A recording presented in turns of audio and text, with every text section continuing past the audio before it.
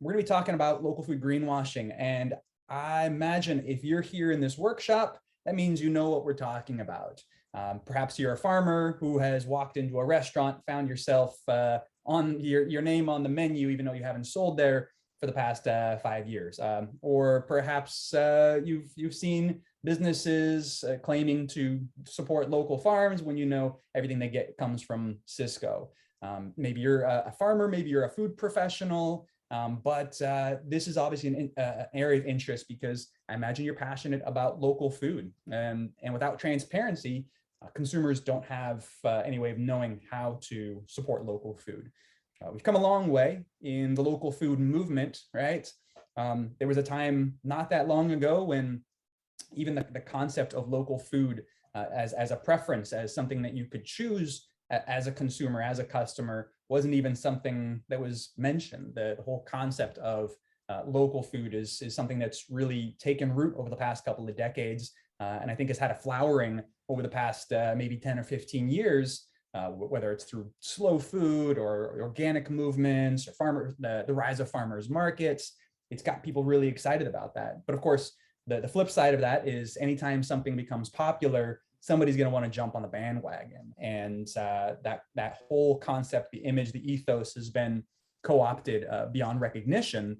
And that, of course, puts those who are really doing it with integrity in a compromised position. So what we're going to be talking about today is we're going to kind of explore the challenge, explore the situation that we're in right now, but then we're also going to try to be solutions oriented. We're going to say, okay, we know there are bad actors out there. We know that there's a co-opted message out there, but what can we do as farmers, as advocates, as food industry professionals to promote authenticity, to promote transparency, and make sure that those who are doing the right thing actually get rewarded by those who want to reward them for doing the right thing.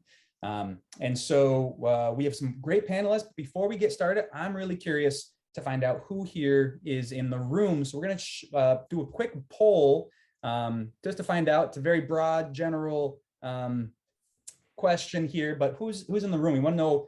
We know we have a lot of farmers and folks who are working in ag. Maybe you're a food industry professional. We also know we have a lot of nonprofit folks working technical assistants. Maybe you work for an NGO that supports farms or promotes local food.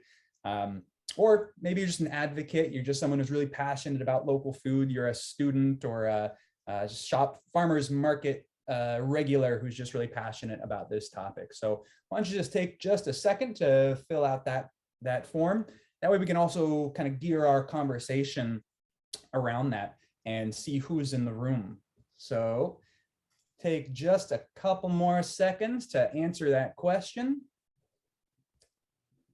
And let's go ahead and wrap that up. So what we have, as you can see, is we've got a bunch of folks, a bunch of farmers and people who work in agriculture. We've got a very small handful of food industry professionals and got some nonprofit folks and a number of advocates. But looks like folks in the nonprofit world and in the ag world are the most represented here. So I guess what this tells me is whatever insights come out of this workshop need to make it to the food industry professionals out there. So Samantha, I'm looking at you, spreading the word to your fellow chefs and restaurant owners out there. Okay, well, let's go ahead and introduce you to our wonderful panel. We have Janine Murray, who's from the Sonoma County Go Local Cooperative. We'll hear a lot more about marketing strategies that they've employed to really do what I was talking about earlier. We're actually creating that brand, the consumer recognition, and raising the value and profile of local in a really, what I think, successful way. And they've come a long way since they started. We also have Samantha Ramey, who's with two restaurants, Estero Cafe and Americana. And I'm also excited because tomorrow we have the Farm Champion Awards ceremony that we're going to be giving out awards. And Samantha was, I believe, the first recipient of Food Business of the Year way back in, I don't know, that was, gosh, 10 years ago or something like that. And we gave that award to her because she's one of the restaurateurs who really is doing it. Someone who is going the extra mile, taking the extra time, effort, and money to source directly from local farms and ranches. She's literally got farmers and ranches coming into her shop on a regular basis, dropping off the eggs, dropping off the vegetables, and picking them up at the farm stand. So this is somebody who's really gone the extra mile. So hearing from someone directly doing that in the industry, I think is gonna be really valuable. And then last we have Ellen. So Ellen wears two hats as Sonoma County Farm Trails, which is an older organization here in Sonoma County that promotes farms, farm stands, farm visits, agritourism, tries to really raise the profile of local farms and encouraging consumers and residents to have a more direct relationship with those farms and actually engage with them, see where their food is coming from. So, and then on top of that, Tilted Shed she also helps run a cider company. And why don't we go ahead and get started? We're going to start by asking, here, one second. Why don't you introduce yourself and say where, there it is. So who you are, what you do, where you're based, and also can you start by describing an instance of local food greenwashing that you've come across? Again, no need to name names. That really sums up for you the challenge. So again, starting with who you are and what you do and why you do it, and then an instance of greenwashing that you've experienced. So Janine, why don't we start with you? Go Local Cooperative. Sure thing. Thanks, Evan. Yeah, my name is Janine Murray, director of Sonoma County Go Local. It's a marketing network for locally owned businesses and nonprofits and government agencies. It's essentially a community alliance to kind of increase the collective strength of the presence of locally owned businesses and organizations in our region. Our brand is kind of our strength, and it's really unique in that, members join and they can use this brand, and that brand means that they're locally owned independent businesses. And so there's a definition, and that's something that, that we kind of relate to, and that's part of our challenge. I just remember on the food side of things, many years ago now, I just remember when a particular large major grocery store jumped on the local bandwagon really fast, and you saw local throughout the store, and all you had to do was ask, and no employees knew what the local meant in their produce department. And so we emailed the division, regional, manager, and found out that for them, they had decided that local meant a 10-hour truck drive to, from that location. And that's like, okay, it sure would be nice if you made that clear on what local meant. And that's something that has been, fortunately, that might have been 8 to 10 years ago now. That definition is becoming more and more prevalent for people to realize, oh, okay, you got to know what local means. So that would be kind of a very obvious example that hit me when I went into that store years ago. Yeah, I think I know the one you're talking about, and I remember those signs, and there was big banners over their produce aisle, and it said like farmers in your neighborhood or something like that. And I was like, wow, that's a big neighborhood. And the first campaigns did not name any farmers, but they did over time.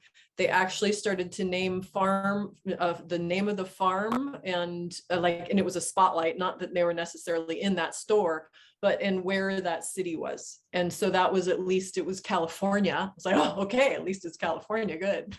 United States. Right. let's move on to Samantha. So Samantha, how did you get started? What are the values that you kind of rest your whole business around, and why? Yeah. So, well, you know, we know each other personally, so you sort of know, and that's, I think, why you invited me here. But for those of you who don't know, doing farm to table food was really the reason I got into the restaurant business. So I always worked in the restaurant industry and I always loved it, but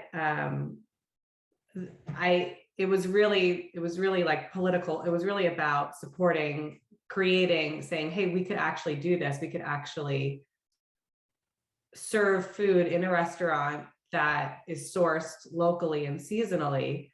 And that's really how we started, was that was our mission, was to create offerings based on what we could source in our community. So I live here in Valley Ford, and our first cafe is here in Valley Ford, the Estero Cafe, and our eggs, our meat, our bacon, our butter, which is what we cook everything in, even our sea salt, it's all, you know, really local. The sea salt's San Francisco. But it's, you know, things like that, like down to the nitty gritty ingredients, not just a handful of things that are easy. You know, it's some of the more detailed, nuanced, the oil, you know, the things that maybe customers don't realize could be sourced locally too, and makes a difference for health, for our customers, for ourselves, and for our environment. So that's what I do. That's what we did. And then we opened our second restaurant in Santa Rosa, and we're doing the same concept there, where we buy everything we can locally. And even if we can't buy it uber locally, we still buy certified organic. And as far as seeing greenwashing, yeah, I don't think it helps anybody to you know, throw them under the bus, but I think You don't need to name names. Yeah, I think that we see it all the time when restaurants or food businesses might, let's say farm to table, and then they list their vendor as a local business who, yeah, maybe the business is local, but what they're buying from that business is not a local ingredient. And I think that happens way more than consumers realize.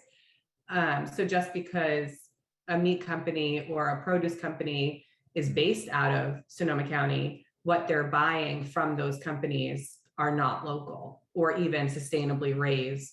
And I think that's a really big issue that it's starting to become more prevalent, because it's a really easy way to say, oh, I support local businesses, but it's not, it's not, you know, it's definitely not farm to table. Right, and a food business's headquarters or commercial offices might be located nearby, or their distribution route.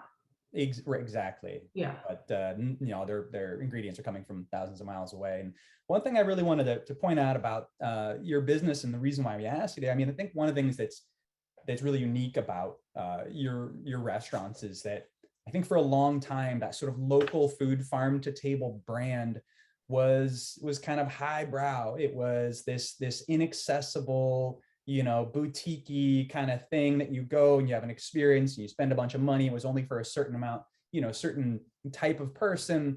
What I really loved about your restaurants is, especially Estero, when you first got started, is it's so down to earth. It shows just through the way, the presentation, the ingredients, the menu items. It's a diner, you know, it's exactly what you might find anywhere else, and it feels really casual, and it doesn't feel like you have to have, you know, some sort of degree just to attend. Right, and that's one of the things I was going to mention, is that, you know, fine dining doesn't, you know, I think there used to be a time where the only time chefs celebrated, you know, what they got at the farmer's market was in these fine dining places where there's so much food waste.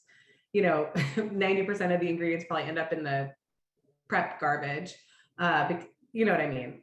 Yeah. But yeah, that's exactly right. Our food is just very approachable. It's for everyone.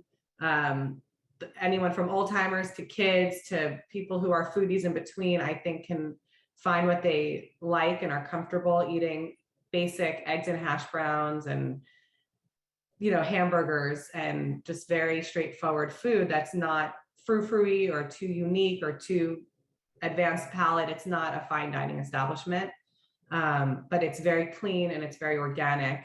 And it is a little bit more expensive than a typical Cisco, you know, a restaurant that orders everything from Cisco menu, because obviously my ingredients cost a lot more and it takes a lot more labor to prepare everything. Right, right. Well, awesome. We'll come back with a few more questions, but let's move on now to Ellen. Ellen, you want to tell us a little about how you got started with Tilted Shed, and then eventually how you got wrapped up into the whole farm trails world? I'm sure. Hi, thanks for having me. I'm Ellen Cavalli. Well, I almost brought two hats to wear so we can keep my dual personality separate, but I'm the co-owner, sales and marketing director, label designer, you name it, with my husband of Tilted Shed Cider Works. We are based here in Sonoma County. We started in 2011, and really our mission is, I mean, it sounds corny, but we really believe it, is to elevate the apple to greatness and really celebrate Sonoma County's apple history and the beauty that comes from Sonoma County. So we're very much place-based. We are very much in support of local organic apple farmers. We know everybody by name. We pay them the absolute most we can. We press everything in season.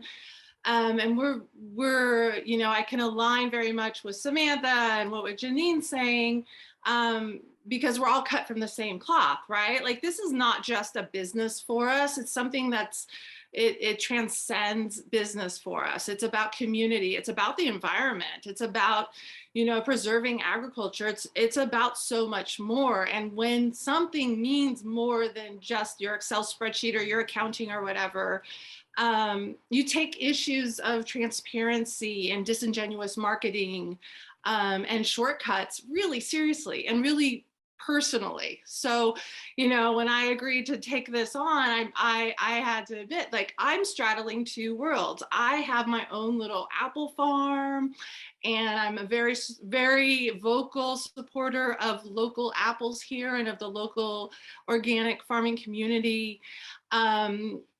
You know, maybe to my detriment sometimes, but that's just who I am. And so I'm very much an advocate and a champion of Sonoma County apples and of Sonoma County cider. And, you know, when my husband and I started back in 2011, we identified the Gravenstein Apple Fair as the place where we wanted to launch our ciders. And that's how I came into the Farm Trails family. So I started out as a member of Sonoma County Farm Trails. That's where we launched our ciders in 2012 at the Gravenstein Apple Fair. And it really, you know, we could talk about this a little bit later in terms of solutions, but finding organizations, alliances, affiliations, other people who uplift, amplify you, who help you tell your story and don't obfuscate it. Those are the people you want to connect with, and Farm Trails was that for us. And I don't think we'd be here without Farm Trails to this day. And I just became a big cheerleader of the organization, so much so that in 2019, I started to work for them too. So I'm the program manager at Sonoma County Farm Trails, and we are a nonprofit organization that started in 1973. So I'm 1 year older than the organization I work for. And, you know, it preceded farmers markets and CSAs and the local food movement. I mean, this was a collaboration among a disparate range of farms and ranchers and ag producers and purveyors who saw that Sonoma County could be at a loss, that agriculture could be decimated here if they didn't come together. And so they did. It's very grassroots, is our origin story. Came together, did a map and guide, and really promote agritourism, as you mentioned, but direct experiences with your farmers, with your ranchers, with your ag producers, with your purveyors. And I think that that's a real key. Something that hopefully we can talk about more is the direct experiences. And that's what I do at Farm Trails is I facilitate tours and all, social media and all that stuff. Stories of local greenwashing. The way you started it, Evan, I mean, your first two examples, I just thought like, maybe you just took it from me, because those are the things, right? So I've gone into stores and restaurants and have seen the photo of Tilted Shed, or my brand, my logo on it. And I'm like, they haven't bought anything from us in a long, like several years. That just doesn't, square with me. And then also, as you're talking about, and what Samantha was talking about, like, when I say Sonoma County cider as Tilted Shed, like, I mean, those apples came from within. I live in Sebastopol, and if I didn't grow those apples, they came from within probably 4 miles of where I live. And so when you make an agricultural product, and a lot of times will say it's local, or you use a place name in your branding or something like that sort, you're implying that your agricultural product contains ingredients that were grown there. And when that's not the case, like I said, for those of us who really do believe in local ag, who really do want to keep farming forever here in Sonoma County, when you see something that doesn't square with where they source their ingredients, it's very upsetting. It's very hard to deal with. And so I'm really glad that you came up with this a topic. I'm talking a lot. I'll stop real soon, but I'm really excited to hear what other people have done and proposed, because I don't have all the answers. I could talk a lot about what Farm Trails does. I could talk a lot about what Tilted Shed does, but I'm really excited to get some feedback from everybody else.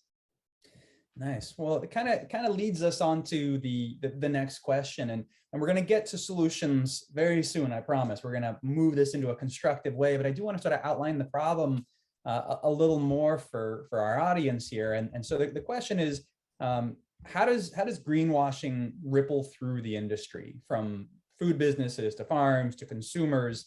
And sort of a follow-up is how has the problem evolved over the years? How is the landscape of local food and of local food greenwashing different today than it was when you first got started? And anybody want to jump at that first? I'll be short, so All I'll right. start.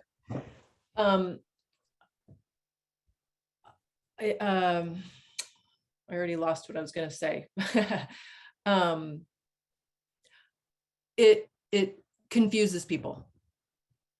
And that's just the biggest, simplest thing, is that then you don't trust, the consumer doesn't trust what that word is when so many farms and businesses go through backbreaking, painstaking work to make sure that it meets rigorous standards. And so I would say that's the biggest ripple through the industry. And to me, what I've seen, how it's evolved, and of course, I'm not just in food, we cover all industries. It does tell me that companies are paying a whole lot more attention to consumers. So there is a downside, and there also is kind of the understanding of why there's the need for greenwashing. So those are kind of the two elements that I think are significant. Mm-hmm. And how do you think, do you have any insights on how has it changed since you first got started? Because, Go Local was a really, impetus for a brand of this concept, at least in Sonoma County in the North Bay. So what's changed? I think that slowly there has been an increase in understanding in consumer education. And I don't know, I travel here and there, but I do bet that it's very dependent upon the region that you live in and what's going on in that region as far as being exposed to businesses that educate, that share the story, that define, that, you know, where you actually have a sense of what does that really mean. And I think that, I hope that Go Local has, and, you know, launching Made Local magazine and telling more of those stories, or even on our logos, we license the logo in Marin and Lake County, but that means, yeah, okay, they don't get to use Sonoma County because it's from Marin, or a bank that has branches, or credit union throughout the North Bay. So basically they're, you know, we're using our brand, but really also saying, there's still a definition, you know, it might be regional or that kind of thing. So I do think, because people would call us to the carpet if we didn't. And that might not have happened as much 13 years ago when we first launched. Right. So Yeah. I do feel that we'd like to think that there's increased consumer awareness, at least in this region. Yeah. And Samantha or Ellen, both in terms of what's changed in folks' awareness around local, or what has changed in greenwashing. Well, I can start if that's okay, Alan. Go for it. The first thing I'd say is, I think that the way it ripples through the industry is really, I mean, as a business owner, I think pricing is an issue, because when competitors say, you know, greenwash, when they claim using using locally sourced, organic, sustainable, higher end ingredients, and then they have less expensive prices because they don't actually do that, that makes people who are actually doing it, you know, makes it less attractive to consumers, and it hurts your business, because why are you so much more expensive? And an example of that, I mean, just preparing for today's conference, I spoke to one of my vendors who I recently saw on another restaurant's menu. And I asked them, I said, do you still supply, you know, this other restaurant? And he said, well, I do, but they don't buy my product. I pick up and deliver them a lower end product. And I had no idea that was even a thing, because I thought that they only sold their own, you know, we could say eggs.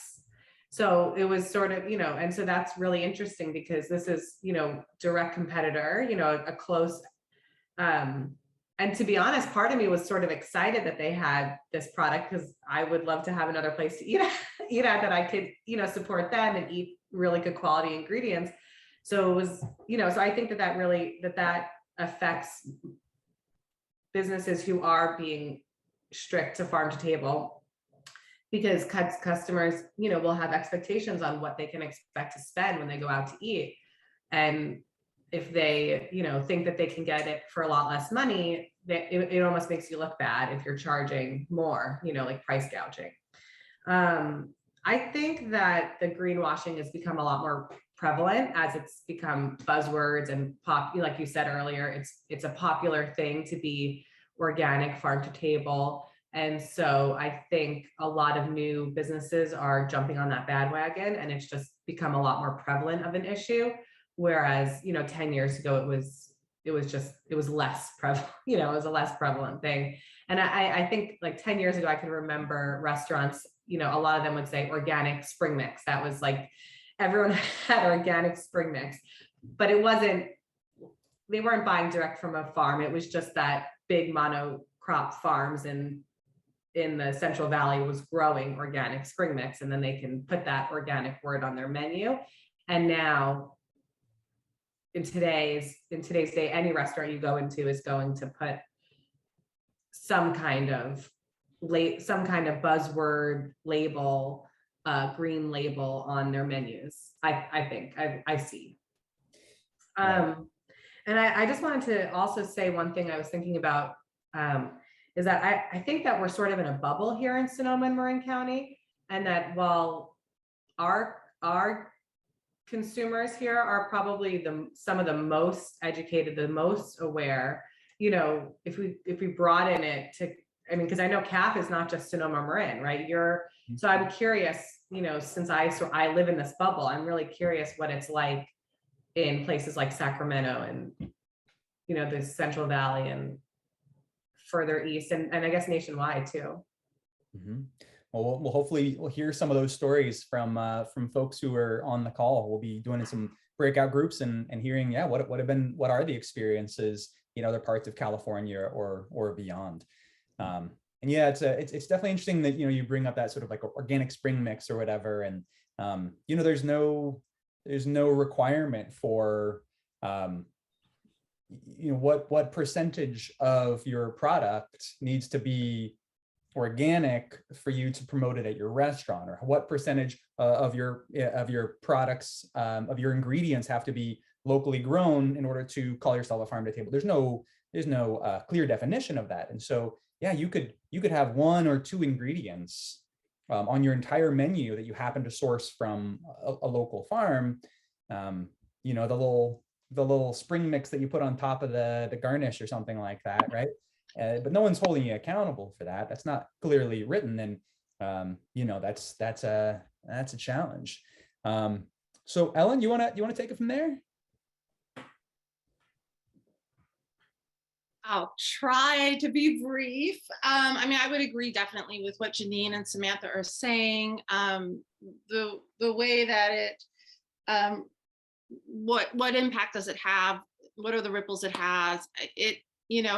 Besides undermining the work that you might be doing, it does create a lot of distrust and mistrust in the community and the consumer base. They don't know really what to believe. Words become meaningless.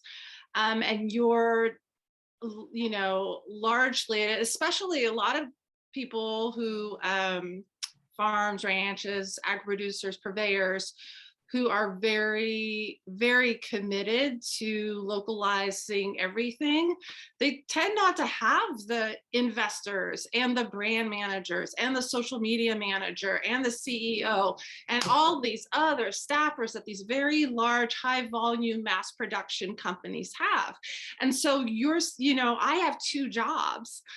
And within those 2 jobs, I'm doing jobs of more than 3 people.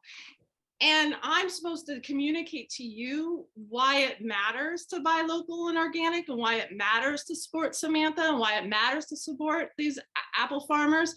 I don't have the muscle that these highly capitalized, investor heavy manufacturing businesses or restaurant chains have. And so I'm not to say that the big companies and the people who are rich don't believe it, but you will find it largely, especially here in our bubble, as Samantha's talking about, we are the smaller people pushing through for the other smaller people to keep agriculture alive, and we're doing it with nothing. And that's what I have seen just in my, this is our 11th year as Tilted Shed. This is the 49th year of Farm Trails, and we still see that money talks, and money gets to create the narrative, it gets to create the messaging. And so and there's a lot more competition. I'm in the drinks category as Tilted Shed, and it's not like there are more menu spaces or shelf spaces for cider. It's still pretty small, but the category is so much bigger, and so you're trying to slug it out, and at a point you have a crisis. You're just like, what do you do about that? And I think over the past decade, though, I have seen good things that have come to be. We're having this discussion, which is a good thing. We are banding together with other people, which is a great thing, and we're amplifying their messages. So there are a lot of good things that have come up in the past 10 years, but it sure is difficult. And I will say that especially in my bubble here, as being an Apple adjacent business in wine country, also presents a number of challenges. So things have not gotten necessarily easier in the past 10 years, but there's a lot more clarity about why we put up the fight and why we keep doing it. Yeah, well, that's a great segue as well into the next question, which is moving from defining the problem into what do we do about it, and what does that fight look like? So the question is, what are some strategies that already exist that help ensure transparency, consumer awareness, and integrity in the local food industry? And Janine, I know you have a specific example about some of the work that Go Local's done and what that has looked like in local grocery stores, for instance. Yeah, I thought I would share. And of course, this, in even when I wrote this, I was like, yeah, this is a big grocery store. We have a locally owned grocery store that's got four locations. And, these tactics don't work for those single small farmers and, the very small restaurants. But I do feel like it's kind of an inspiration because they chose to use their presence and their customer base and their marketing presence to do some definition, which I think is helpful. When I go to other grocery stores, you're just kind of navigating, oh, this is the cheese department, but or are there local products and how can you identify them, that kind of thing. So I could share this probably in 5 minutes. Okay, yeah. I'll share my screen here. And show really, this is Oliver's Market's website, where you see that they say where local means Sonoma County. And so they've created a definition, and kind of that stems from that example I was talking about years ago, is everybody's getting confused and then you can't trust anything.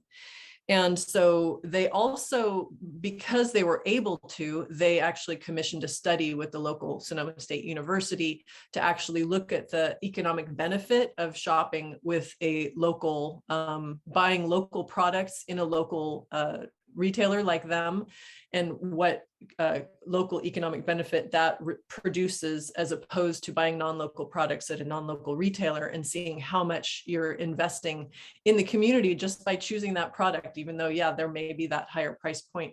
So this doesn't solve everyone's, problems, but they have committed to stocking over 6,000 local products.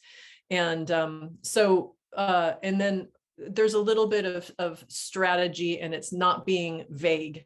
And I think that's some of the greenwashing is these just words. And instead of just words, they are actually sharing photos. You can't really see, but each little Polaroid looking photo is the farm, the name of the farm, or the whatever it is, the winery or whatever, and the town that farm is in. So it really defines it and makes it clear to the consumer.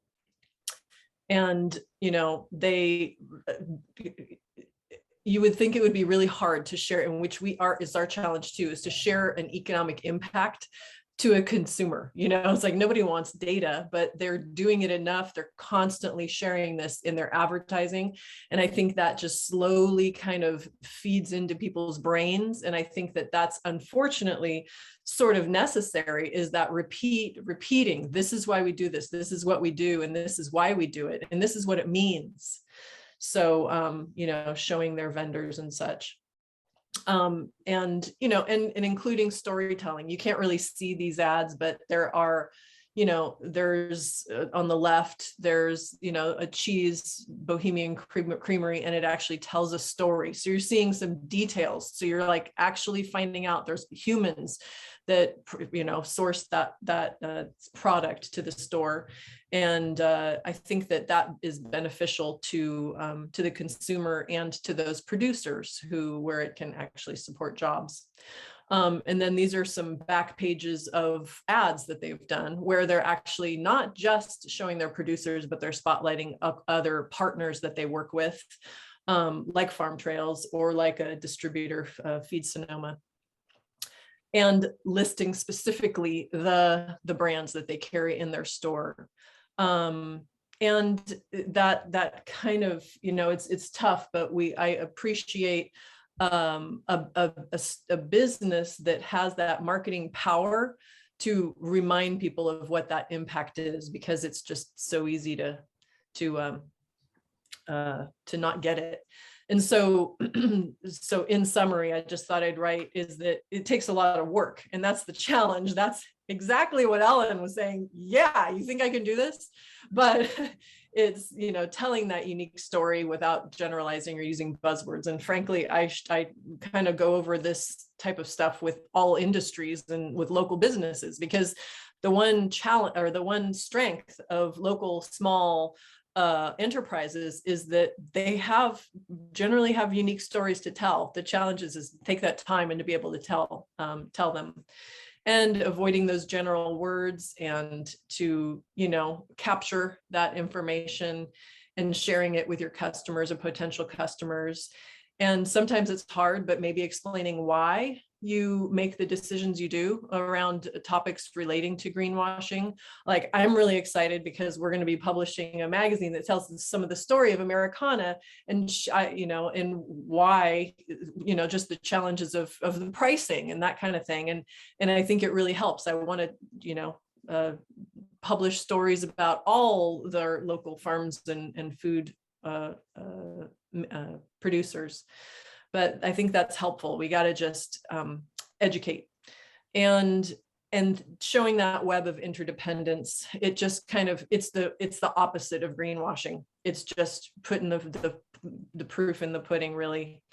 And but that, all of that, of course, has major challenges, which is time, some social savviness, you know, willingness to share personally, and being creative when you're exhausted and you've been working so much. So, you know, those are the challenges, but those are some of the strategies I share with any kind of local business. So. Awesome. Thank you, Janine. And I'm loving also the inspired conversation taking place over in the chat. You know, there's some really good questions in there, some really good challenges there, including about, you know, to this workshop, we're talking about you know, locally sourced, you know, businesses that source from local farms in particular. But of course, greenwashing as a broader concept could also include you know, the greenwashing of sustainable or scale, or all these other variables, different values that people hold that are being sold to them in a disingenuous way. And the question of, like, is local sustainable, is sustainable local? All those, you know, those are really important things. So hold on to those things, because like, we're going to go into some breakout groups and we can kind of dig into that stuff. But there's also some questions here about you know, what are the challenges for restaurants to source from their local farm? Is it just convenience or price? And so I wanted to pass that on to Samantha about what are the challenges of a restaurant or a food business sourcing locally, and then what are some strategies and solutions that you found to keep people coming and supporting a business like yours? Sure. Thank you. I saw that question from Monica. And I thought it's a good question, because I think a lot of customers, you know, probably go into restaurants and I've been thinking a lot about the restaurant industry lately. And I've come to realize that one of the real issues with restaurants is that a lot of customers think they know, you know, think they know a lot about the business. Like I think maybe they've worked in restaurants a little bit. And so they don't realize how dynamic and evolving and unique each business is. And as far as as far as a farm to table restaurant, it's not just that ingredients might cost a little bit more, but it's also the amount of time. I mean, we've said, I've heard a lot of Janine and talking about time as like this big factor. It's not just in one part. You have to place just the ordering takes a lot of time. Just the paying the bills takes a lot more time. If you compare it to a conventional restaurant that picks up the phone and places one order with one company, and they probably have that order tied into their sales. So their salesman, says, oh, you sold, 100 hamburgers last week, so I'll send you this many cases of ground beef. So that's doesn't take any time. Opposed to if you buy all your ingredients direct from farmers, I have 20 vendors. So when I place my orders every week, just placing the orders, it takes a lot of time. And because they're a lot smaller businesses, it's not an automated process. Some of my vendors want me to text message my orders. Some want an email only. Some want a phone call only. You know what I'm saying? Some want to come by and take the order in person, which is lovely. You know, and then when you pay all those bills, it's the exact same thing. Some want to check every week. I have one vendor who wants to get paid on delivery. I understand, because they're very small business and they don't have the ability to have terms for 30 days. So there's a huge admin cost. And then talking about greenwashing, you know, I have to admit, there have been times where I have a farmer who, for whatever reason, I'm not buying from anymore, and their name is still on my vendor list. And it's not because I'm lying. It's just because I haven't had the chance to like repaint my sign, because that's a job that I would do. So, or one of my team members would do. So I have to schedule, updating our signage. And it's not like I'm not buying from them, so I'm buying it from Cisco. I'm just buying from a different farmer. Maybe they moved or went out of business. But it has even happened to me, and I think of myself as really strict farm to table restaurant owner. So managing all those accounts is difficult because a lot of them are very small. Arranging the deliveries, it's not like each one of them is going to have a different day and a different time that they want to deliver. So you have to be able to receive the orders. And so that's a lot of mental energy to manage all of that. And it's always changing. I've had pretty much my produce farmers I've had for a couple of years, every few years they revolve, they move out of the area. They decided to go in a different direction. It's not working for them to grow potatoes anymore. So for lots of different reasons, I have one farm that I've been working with for over 10 years for produce, but he only is open 4 months of the year. And that's Worker Bee Farm. So and they do grow for us every year very specific items that we use, like their jalapeno, they grow jalapenos for us that we make hot sauce for every year. But so those are a lot of challenges. It's just not a straightforward business model. There's a lot of legwork that has to go into running it every week. Yeah, that's the truth. And I'm just going to add one more quick thing, is that for me, it's not just about buying local, but it's about knowing who I'm buying from. So also going out, meeting the farmers, seeing their farm practice. My Ryan wants to go and see the chickens. He wants to know that they're pasture raised. He wants to know that they're feeding them organically. So, not that we go on farm tours all the time, but when we first set up with somebody, we are, doing our homework and really making sure that they are doing what they say that they're doing. And it is regenerative agriculture with the meat and, Right. And I guess that kind of brings back that point of, is local sustainable? Are those are, are they mutually exclusive, all that, and while you certainly can source locally with outsourcing from what you would consider a sustainable farm, sourcing local does give you much easier access to those farms to have a level of transparency between your food business and that farm, as opposed to sourcing food that is, quote unquote, sustainable from a farm that you basically have to take them on their word, because you're not going to drive, 500 miles just to inspect their chickens, right? And so there's right. that level. And that 500 miles would take a ding into your sustainability. Right. And then there's the whole food miles thing. So Ellen, I want to pass it on to you to see, what are some of the strategies that you either employ through Tilted Shed, farm trails, or that you've seen employed that support local food purchasing. Yeah, great. I'll start with Tilted Shed really quickly.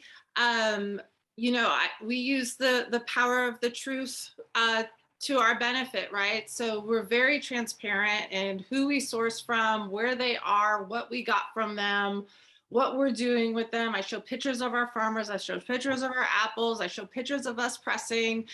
So you never have any doubt, you know what I mean? I'm not fabricating anything here. I'm just very transparent about all of that. I'm transparent on our website, so social media, and our labels. It's all listed on our labels, including the organic certification part of it. So that's a key way for us as a very small producer to be able to get the message out, is to use social media and all of that to our benefit, and being transparent, being really clear about sourcing, about who we are, what we are, getting a little personal. It's fine to do that. You know what I mean? I'm a person and I'm not a brand out there. I want people to connect to us, and I want them to connect to our farmers and to have almost a personal investment in their success as well as ours, and and their joy that they get from our products. So it's definitely sort of a full circle that goes on.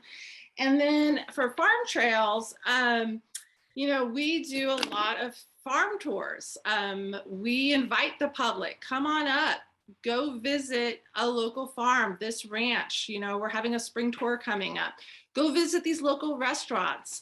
Go visit, we talk and we tell their stories. We talk about it in our newsletters. We talk about it in our social media and other marketing campaigns with the media. And those direct experiences matter. Again, I think,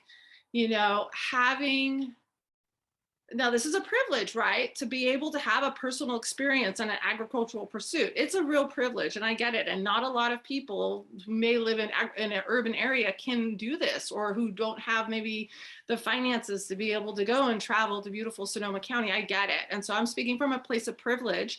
But, I think having those direct experiences, taking advantage of those opportunities as a producer, as a farmer, to connect directly with you and tell your stories. I mean, I can't create a billboard messaging.